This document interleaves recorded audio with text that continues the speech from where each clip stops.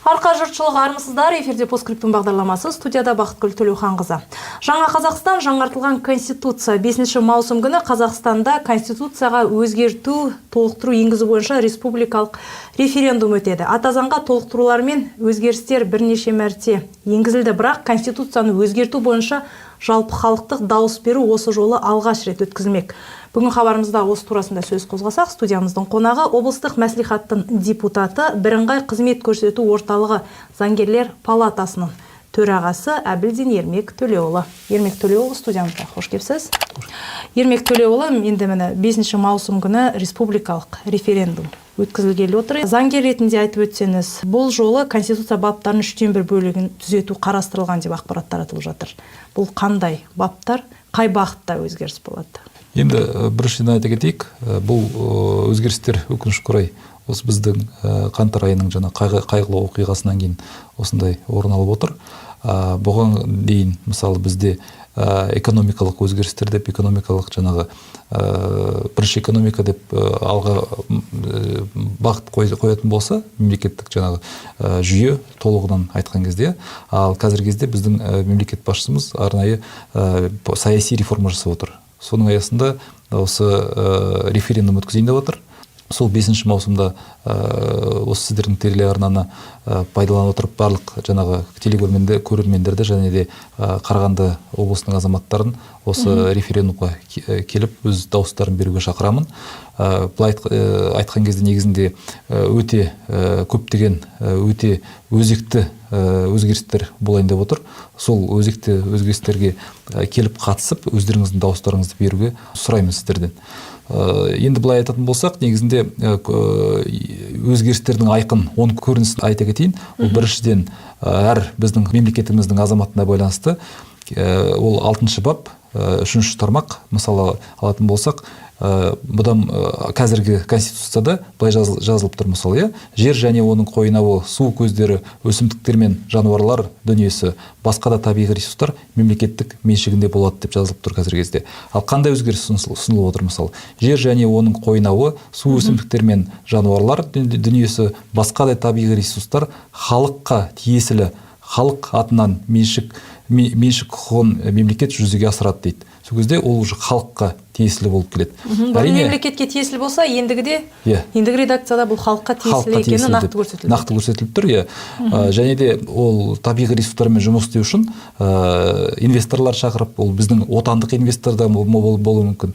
Оған арнайы менеджмент керек. Менеджмент ол біздің мемлекеттің тарапынан жаңағы мемлекеттік органдар жүргізеді. Сол мысалы. Және де 15 бапты алатын болсақ, оған 2 тармаққа да осындай өзгерістер енгізілейін деп отыр. Жоба бойынша ешкім өз бетінше адам өмірін қиюға хақысы жоқ, өлім жазасы заңмен белгіленген дейді. Мысалы, ал ұсынылып отқан жаңағы Конституцияның өзгеріспен толықтыруда онда былай деп жазылған: ешкімнің өз бетінше адам өмірін қиюға хақысы жоқ, өлім жазасы тыйым салынады. Бізде мүлдем жаңағы өлім жазасы алынып тасталайын деп отыр. Сондықтан негізінде былай заңды тұрғыда алатын болсақ, әрине халықта өте сұрақ туындауы мүмкін. Мысалы, біздің қоғамда, мемлекетте жаңағы әртүрлі қылмыстар жасалып отырады, мысалы орын алып отырады, мысалы педофилия, мысалы жаңағы біреудің өмірін қию, мысалы қасақана арнайы барып, сол кезде неге өлім жазасы қолданбайды, мысалы. Бірақ та былай адами тұрғыда алатын болсақ, негізінде енді бәрімізге мәлім, ол адамды осы өмірге келтіретін және де адамның өмірін алатын, ол тек қана бір Алла тағалаға тиесілі. Сондықтан бұл өзгерістер енгізіліп отқан, мен өз заңгер ретінде осы бап көңіліңізден шығады ғой? Көңілімнен шығады, әрине ол дұрыс деп ойлаймын. Және де 43 бапты алатын болсақ, оған толықтыру енгізіліп отыр. Өрді өзгеріс емес, бұндай қолданыста ондай редакция болмаған. Сондықтан мынандай ұсыныс ретінде жаңағы өзгерістер енгізілейін деп отыр. Қазақстан Республикасының президенті өз өкілеттігін жүзеге асыру кезінде саяси партияда болмауға тиіс дейді. Мысалы, өздеріңіз қазір білесіздер, біздің мемлекет басшы ол жаңағы өз өкілеттігін партиядан тыс, партияның тек қана жаңағы басшылығынан емес, ал партияның мүшелігінен де өзі алып тастады. Мысалы шықты жаңағы кезінде Нұр Отан партиясы болды, қазір Аманат партиясы. Ол дұрыс.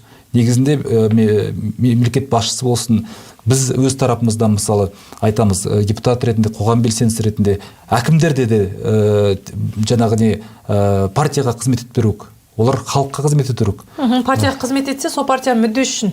Иә, партиясы үшін мүддесі үшін, ол дұрыс емес мысалы. Және де ертең сол партиядан келген депутаттардың бәрі жаңағы әкімге немесе президентке тәуелді болады. Ол дұрыс емес мысалы. Бізде заң бар. Президент қана емес, жалпы мынау басшылық, аудан қала әкімшілігі де қандай бір партия құрамында болмаса дейсіз ғой, бұл нейтрал болса. Болмау керек, я негізінде біздің ұсынысымыз бойынша. Өйткені жаңағы бізде конституция бойынша биліктің үш тармағы бар. Ол жаңағы сот жүйесі, жаңағы орындау жүйесі және де өкілетті жаңағы ол заң қабылдау жүйесі, ол парламент жаңағы маслихаттар кіреді мысалы, сондықтан орындайтын жаңағы ол жергілікті акиматтар, соларға жергілікті депутаттар тәуелді болмау керек. Мысалы, сол. Және де осы бапқа, 43-ші бапқа, Қазақстан Республикасы президентінің жақын туыстарының саяси мемлекеттік қызметшілер, квазимемлекеттік сектор субъектілері, басшылары лауазымда атқаруға құқығы жоқ дейді. Ол да дұрыс мысалы, жаңағы өйерде не болмайды мысалы, трайбализм деген сияқты мысалы моменттарда. Және де енді бізде квазигосударственный сектор, ол жаңағы самұрық қазынаның тарапындағы көптеген жаңағы арнайы кәсіпорындар. Сонда мысалы басшылық неде болмаған, ол дұрыс. Өйткені өйерде көптеген біздің жаңағы салық төлеушілердің қаражаттары айналымда жүреді. Сол қаражатты бөлу басқадан ірі жобалар жүзеге асыратын ғой енді. Иә, дұрыс айтасыз. Самұрық қазына, квазимемлекеттік. Және де осы референдум ұсынылған кезде біздің мемлекет басшысының тарапынан халықтың арасында наразылық туындаған ол ұсыныс, осы бізде 46-шы бап 4-ші тармақ, онда былай деп жазылған болатын: Қазақстанның тұңғыш президентінің мәртебесі мен өкілеттігі республика конституциямен және конституциялық заңмен айқындалады деп. Сол қоғамдық резонанс көтерілгеннен кейін бұл жерде енді жаңағы қайғылы қаңтар жағдайына байланысты соған құлақ асып, жаңағы мемлекет басшысының концепциясына сай құлақ асып, ол жаңағы бап 4-ші тармақ алынып тасталып отыр.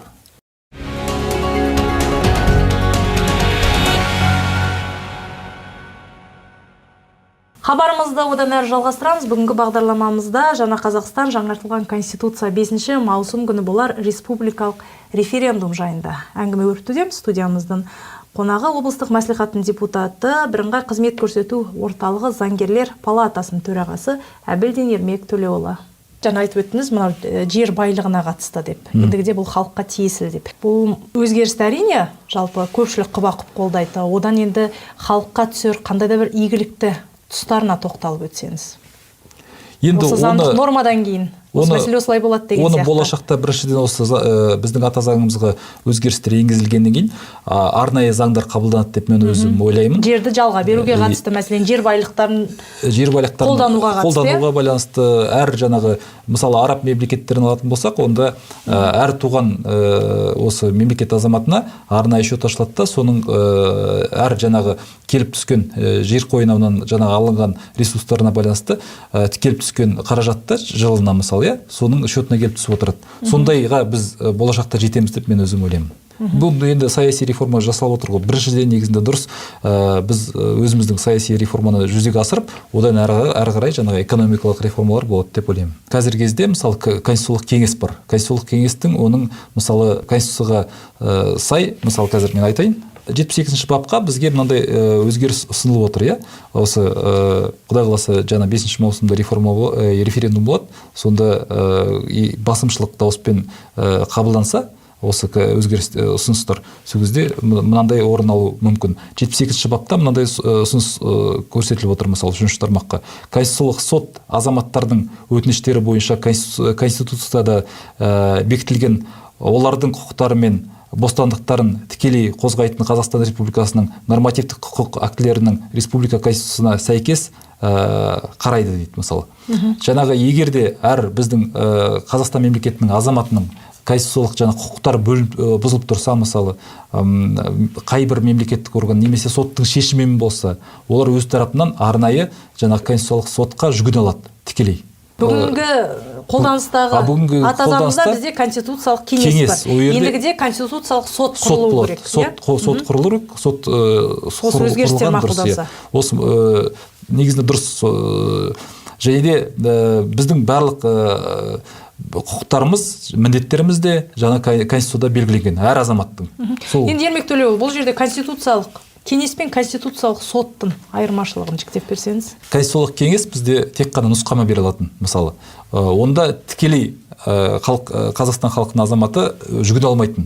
Онда жаңағы депутаттар арқылы немесе жаңағы мәселені шешудің жолы ғана нұсқама ретінде ғана көрсетіледі. Сот арқылы мысалы онда жүгіне болушы еді. Мына жерде егер де жаңағы конституцияда көрсетілген әр азаматтың құқығы бұзылып тұрса, сот органдары оны сот органдарының тарапынан ол да оң шешілім табылмай жатса, мысалы әділетсіздік болса, онда жаңағы әр азамат конституциялық сотқа уже өзінің талап-арызымен жүгіне алады. Сонда қандай да бір арнайы сот органы құрылады ма бұл жерде?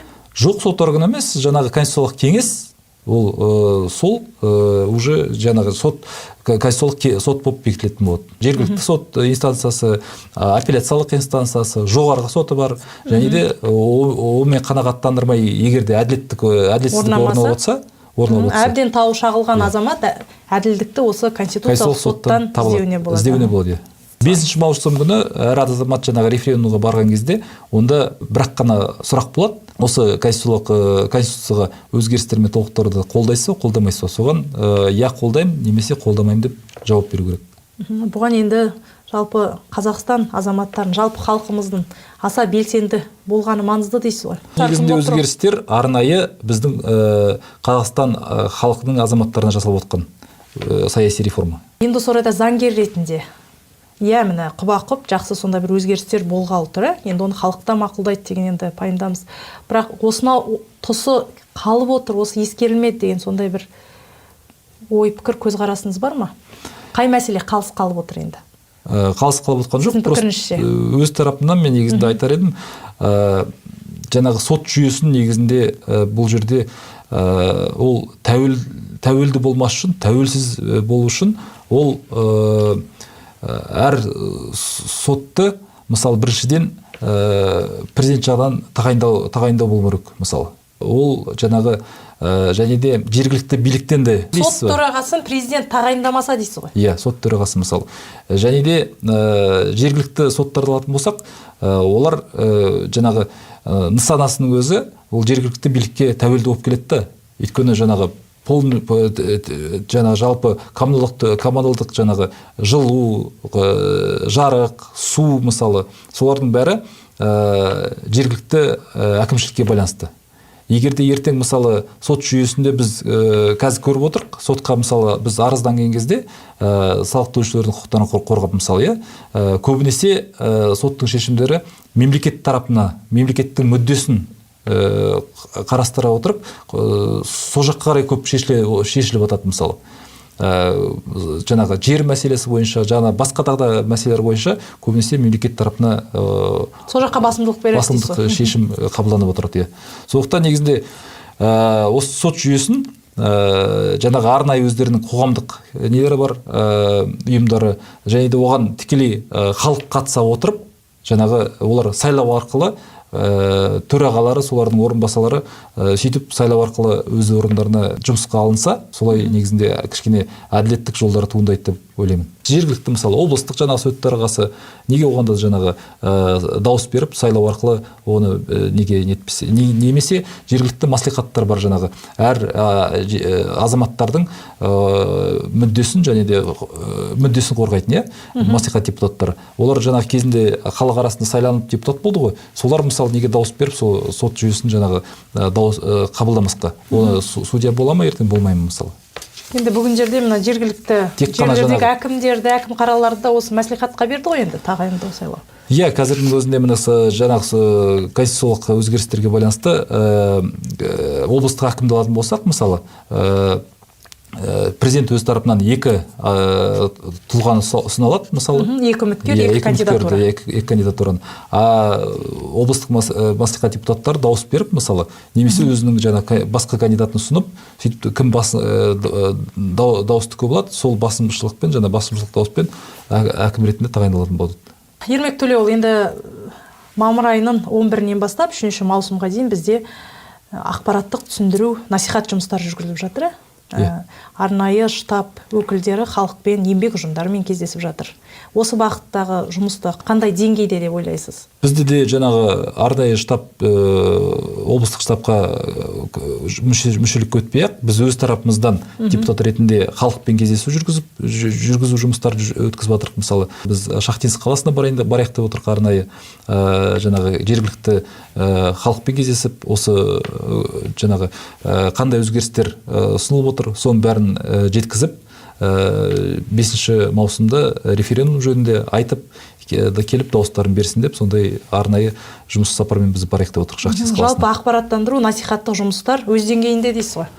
Енді біз жүргізіп жатырмыз, бірақ та билік тарапынан ол енді соншалықты қатты жүріп жатқан жоқ шығар, мысалы. Бұған және бұл арнайы штабқа көбінесе үкіметтік емес ұйым өкілдері кіріп отыр, қазірде. Негізінде кәсіподақ мүшелері. Иә, кәсіподақ мүшелері, арнайы үкіметтік емес ұйымдар кіріп отыр. Және де әр азамат осы 5 маусым күні референдумға барып, өз тарапынан алдын ала әрине оған барып тіркелу керек, жергілікті сайлау учаскаларына барып байқаушы бола алады, мысалы. Ол референдум әділетті өтіп жатыр ма, немесе әділетсіз өтіп жатыр ма, дауыс берісу барысы. Соған барып өздерін қатысып, үлестерін қоса алады. Ермек Төлеуұлы, бүгін хабарымызға қатысып, алдағы референдум жайында, бүгінде ата заңымызға енгізілер өзгеріс толықтырулар турасында барынша мағлұмат бергеніңізге алғысымды айтамын. Рахмет. Рахмет. Хабарымыз осымен тәмам. Бүгін біздің студиямыздағы қонақта болған облыстық мәслихаттың депутаты, бірыңғай қызмет көрсету орталығы заңгерлер палатасының төрағасы Әбілдин Ермек Төлеуұлы. Келесі эфирде жүздескенше сау саламатта болыңыздар.